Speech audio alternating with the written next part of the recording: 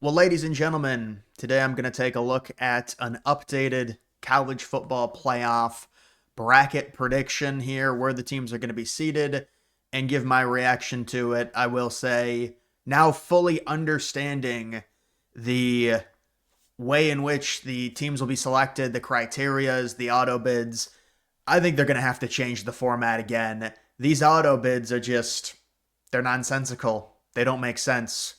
Because as far as I know now, if Duke beats Virginia, there could be two group of five teams that make the playoff because of how bad the ACC is.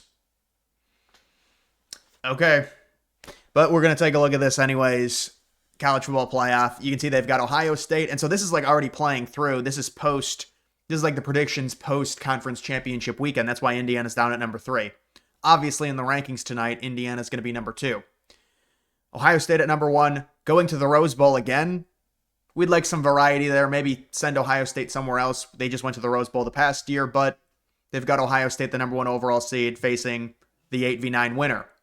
The Sugar Bowl, that would be Georgia. If Georgia beats Alabama, they're probably going to be the 2 seed. You could argue maybe Indiana will stay the 2 seed even if they lose to Ohio State if it's a close game. But very likely they're going to split Ohio State and Indiana up in terms of the opposite sides of the bracket. So if Ohio State's number 1, Indiana's going to be number 2 or number 3. If Indiana's number 1, Ohio State's going to be number 2 or number 3. They've got Indiana going to the Orange Bowl, and they have Texas Tech, the number 4 seed, going to the Cotton Bowl. So Texas Tech getting that bye. If they go 12-1, if they beat BYU again, those are the top 4 seeds there. You've got the first round. These are on-campus games. The 8v9 game, Oklahoma versus Notre Dame. We'll have to see. I think ideally, if you're Ohio State, you would love Notre Dame to be pushed to the 10 seed. Notre Dame right now, analytically and according to Vegas, is like a top 4 team in college football. Now, whether or not, if you believe that, they faced a bunch of bad opponents. They've crushed them. Their margins are crazy. Their efficiency rate is amazing on offense and defense, especially on offense.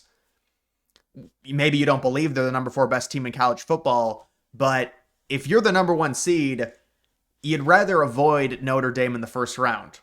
But the thing is I don't think Notre Dame is really going to be, they're not going to be number 7 because they don't have the wins. So it's like they have the analytical numbers, they've got the data, they don't have the wins, and they have 2 losses. So you can really only put Notre Dame, I'm sure Notre Dame fans are hoping they're the 8 seed because that's 8v9 game, you want to host it. Going on the road at Oklahoma, I think they'd probably win, but it's not easy to go on the road. So that game is looking like it's a possibility. I think there's a chance Notre Dame might get pushed down to the 10 seed. Oklahoma is probably going to be in the 8v9 game no matter what. You've got Ole Miss facing Alabama. Winner faces Georgia. So what is that, all SEC? See, I think they should try and avoid stuff like that. And I know they've said, well, we're not going to avoid, teams in the same conference. But what are we doing here? We're going to have Alabama face Georgia for a third time? Sometimes it's unavoidable, but I would probably flip like Ole Miss and Oregon so we get variance. But you can't do that because then you'd have Oregon facing Alabama and they'd, I'm sure, much rather face Virginia. So it's hard to do that. I understand.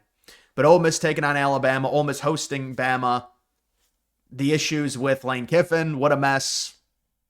Should they have let him continue coaching? It's a problem. It's like you're like the cucked university if you do that. There are, like, you look at Tulane, they're allowing John Summerall to coach, but the problem is it's just for a program like Ole Miss, like imagine Ole Miss won the national title with Lane Kiffin still coaching, and then Lane Kiffin said, what a great season, I'm going to LSU. It's just like the dynamic of it.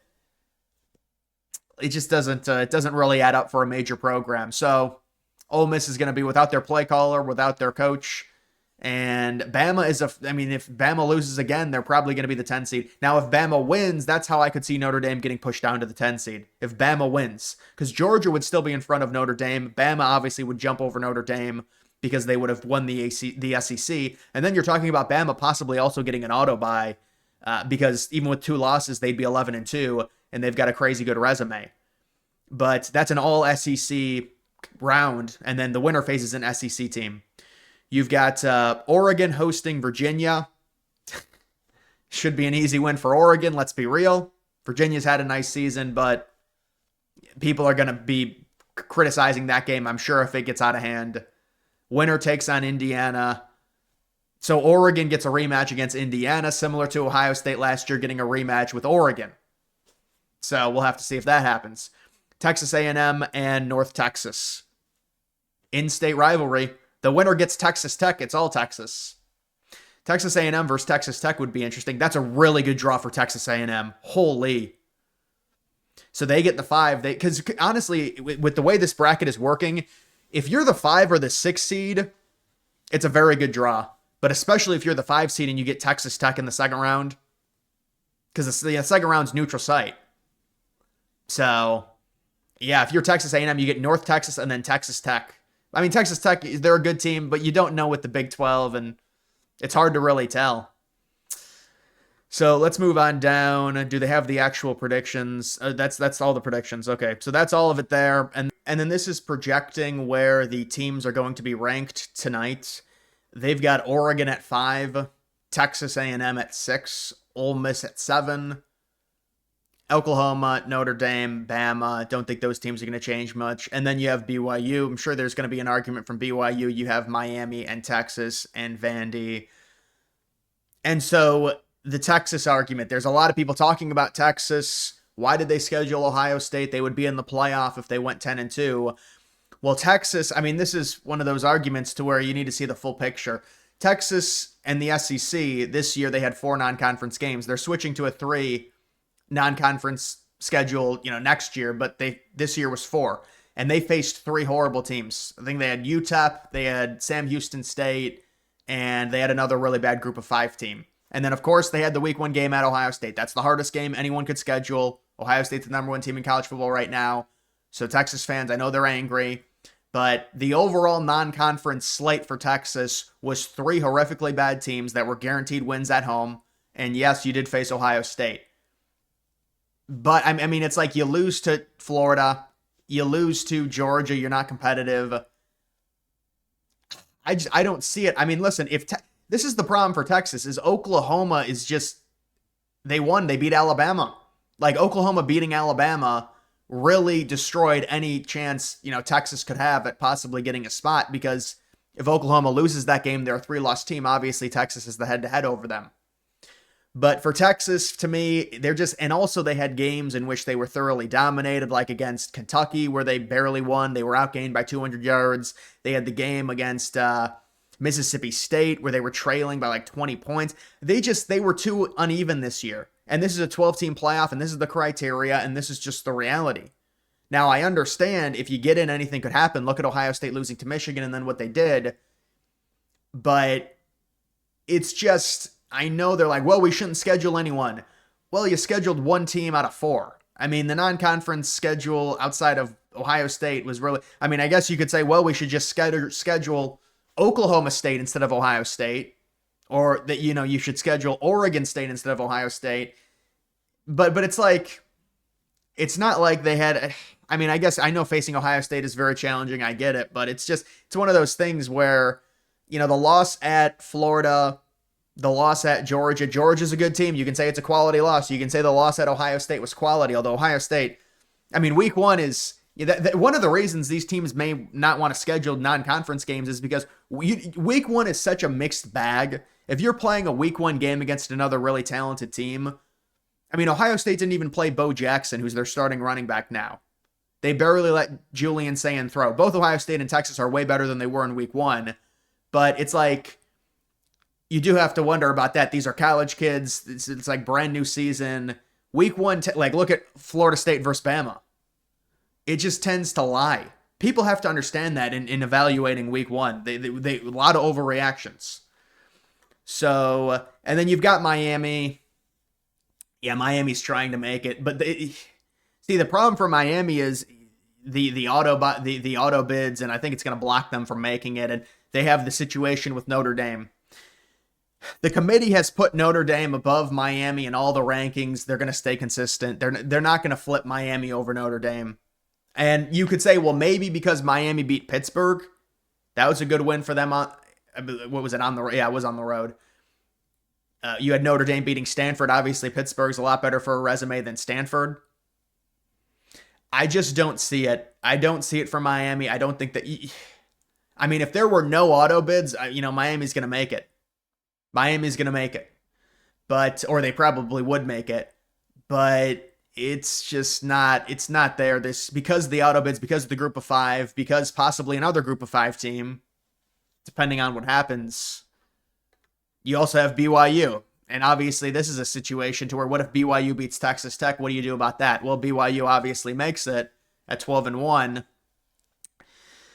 I don't know if they would host a playoff game. That maybe they'd be the 8 seed, maybe they'd be the 7, so they would host probably. I'm not sure. I mean, you'd have to compare them against the other SEC one-loss teams, Oregon at 11-1. But yeah, BYU if they lose. I mean, then the other wrinkle: what if they lose by a field goal? Well, they're probably going to be out. Imagine how angry Big 12 people would be.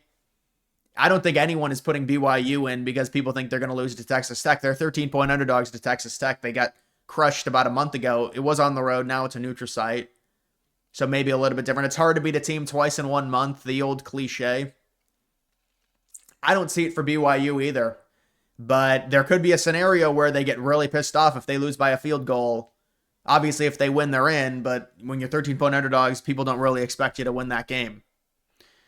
Bama's in a spot to where if they win the SEC, I mean, if they lose, what are they going to stay at number 10? I think they have to just stay at number 10. Imagine if they lose, if they get crushed, maybe there's an argument they shouldn't be in, but it's one of those things to where they're not going to punish them for being in the SEC championship. They're just not going to do it. Unless there's a crazy circumstance with an injury or something, they would keep Bama in at 10-3, probably as the 10 seed. But if Bama wins, you're looking at possibly a bye even with 2 losses. I mean, you probably put them above A&M with 1 loss. You put them above Ole Miss with 1 loss. You put them above, obviously, Georgia because they'd have 2 losses. So then Bama's looking at a bye. Where does that put Bama as the number 4 seed? Texas Tech moves to the number 3 seed in that scenario, I'm guessing. Notre Dame, Oklahoma, they look pretty likely right now to face each other with the game being in Norman. There's an argument. I know there's some odds out on, who's going to make the playoff. I'm actually going to look for that right now. All right, these are the playoff odds at this point. So, what is this, off the board? Yeah, all these teams are guaranteed to make it. So, these 4 teams are guaranteed to make it. They've got Bama at minus 3,000, so pretty much guaranteed to make the playoff. Yeah, there is, again, if they have like an injury and they lose by 50 points, maybe. A&M is off the board. Ole Miss is plus 3,500 to miss, so they're basically guaranteed to make it. Oklahoma's basically guaranteed to make it. Vanderbilt is plus 4,000 to make it. Vanderbilt is another team. It's with 2 losses. Just the way things transpired, their schedule, teams firing coaches. They had the big wins. They ended up not being big wins. They beat South Carolina. People thought that was a big win. Obviously not. Once the team, South Carolina, struggles. Texas Tech's going to make it. They've got BYU at plus 410 to make it, 590 to miss. It'll be dependent on if they win or not. Utah obviously not going to make it. They have Virginia off the board, which Virginia, if they win, they make it. If they lose, they're obviously not going to make it. They've got Miami plus 600 to make it, and they have Notre Dame minus 420 to make it. So Notre Dame implied odds here, it's in their favor pretty significantly, I would say. James Madison at plus 138 to make the playoff, 170 to miss. Would they put James Madison in front of the American champion?